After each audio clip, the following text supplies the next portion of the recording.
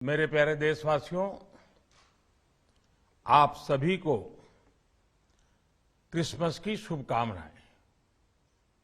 हम इस वर्ष के अंतिम सप्ताह में हैं। 2022 बस आने ही वाला है। आप सभी 2022 के स्वागत की तैयारी में जुटे हैं, लेकिन उत्साह और उमंग के साथ ही ये समय सचेत रहने का भी है। आज दुनिया के कई देशों में कोरोना के नए वेरिएंट ओमिक्रॉन की वजह से संक्रमण बढ़ रहा है। भारत में भी कई लोगों के ओमिक्रॉन से संक्रमित होने का पता चला है। मैं आप सभी से आग्रह करूंगा कि पैनिक न करें। हां, सावधान रहें, सतर्क रहें, मास्क उसका भरपूर उपयोग करें और हाथों को थोड़ी थोड़ी देर पर धुलना, इन बातों को हमें भूलना नहीं है।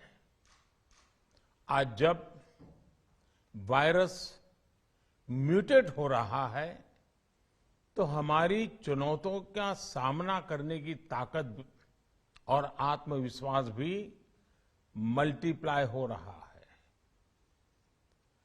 हमारी इनोवेटिव स्पिरिट भी बढ़ रही है। आज देश के पास 18 लाख आइसोलेशन बेड्स हैं,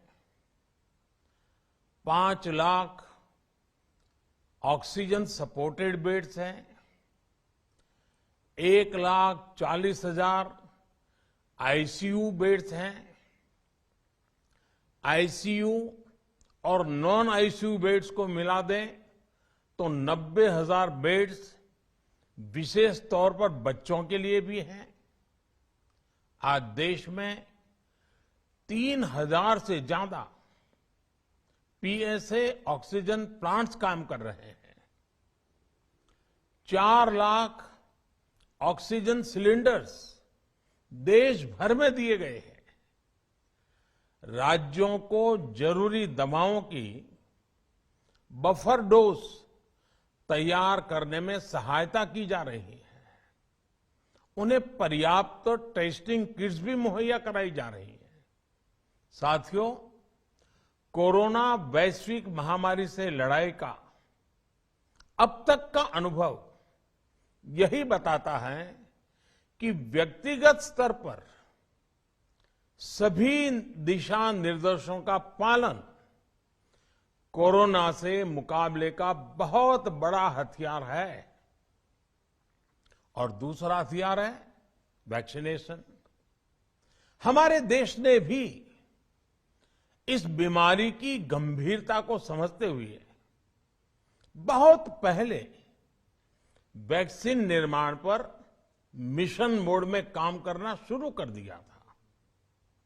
वैक्सीन पर रिसर्च के साथ साथ ही approval processes, supply chain, distribution, training, IT support system, certification पर भी हमने निरंतर काम किया। इन तैयारियों का ही नतीजा था कि भारत ने इस साल 16 जनवरी से अपने नागरिकों को वैक्सीन देना शुरू कर दिया था।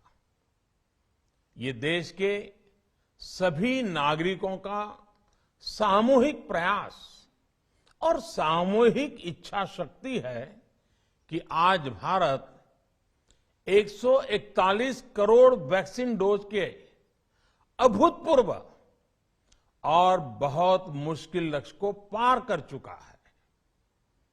आज भारत की वयस्क जनसंख्या में से 61% से ज्यादा जनसंख्या को वैक्सीन की दोनों डोज लग चुकी हैं। इसी तरह वयस्क जनसंख्या में से लगभग 90% लोगों को वैक्सीन की एक डोज लगाई जा चुकी है। आज हर भारतवासी इस बात पर गर्व करेगा कि हमने दुनिया का सबसे बड़ा, सबसे विस्तारित और कठिन भौगोलिक स्थितियों के बीच इतना सुरक्षित वैक्सीनेशन अभियान चलाया। कई राज्य और विशेष तौर से टूरिज्म की दृष्टि से महत्वपूर्ण राज्य जैसे गोवा, उत्तराखंड, हिमाचल जैसे राज्यों ने 100% सिंगल डोज वैक्सीनेशन का लक्ष्य हासिल कर लिया है। आज देश के दूर सुदूर गांवों में जब 100% वैक्सीनेशन की खबरें आती हैं तो मन को संतोष होता है। यह प्रमाण है हमारे हेल्थ सिस्टम की मजबूती का, हमारी टीम डिलीवरी का, हमारे हेल्थ केयर वर्कर्स के डेडिकेशन और कमिटमेंट का, और देश के सामान्य मानवी के अनुशासन और विज्ञान में उनके विश्वास का। हमारे देश में जल्दी ही नेजल वैक्सीन और दुनिया की पहली डीएनए वैक्सीन भी शुरू होगी। साथियों, कोरोना के खिलाफ भारत की लड़ाई शुरू से ही वैज्ञानिक सिद्धांतों, वैज्ञानिक परामर्श और वैज्ञानिक पद्धति पर आधारित रही है। पिछले 11 महीने से देश में वैक्सीनेशन अभियान चल रहा है। देशवासी इसके लाभ भी महसूस कर रहे हैं। उनकी रोजमर्रा की जिंदगी सामान्य हो रही है। आर्थिक गतिविधियां भी दुनिया के कई देशों की तुलना में उत्साहजनक रही हैं। लेकिन साथियों, हम सभी जानते हैं कि कोरोना अभी गया नहीं है। ऐसे में सतर्कता बहुत जरूरी है।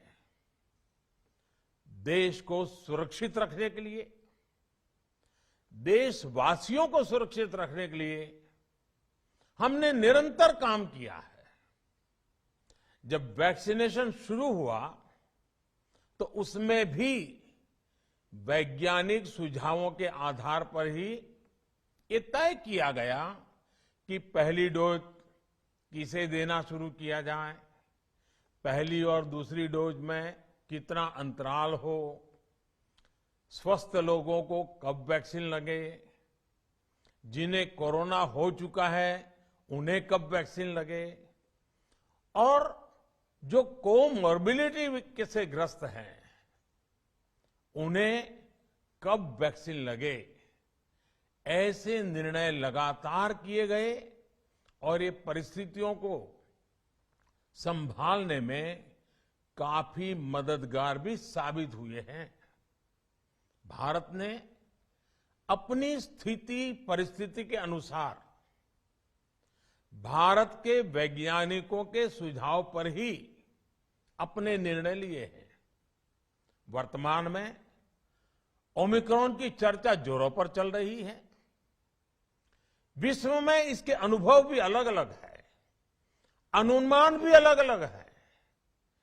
भारत के वैज्ञानिक भी इस पर पूरी बारीकी से नजर रखे हुए हैं, इस पर काम कर रहे हैं।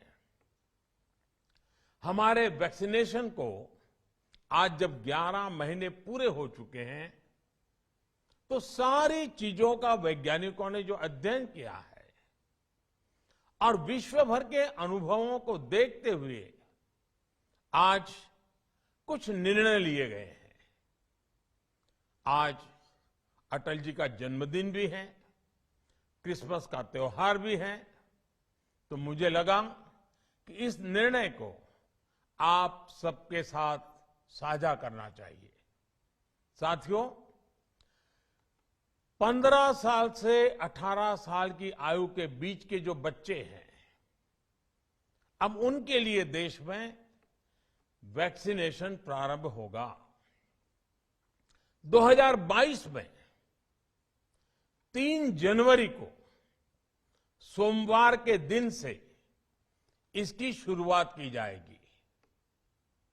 ये फैसला कोरोना के खिलाफ देश की लड़ाई को तो मजबूत करेगा ही, स्कूल कॉलेजों में जा रहे हमारे बच्चों की और उनके माता पिता की चिंता भी कम करेगा।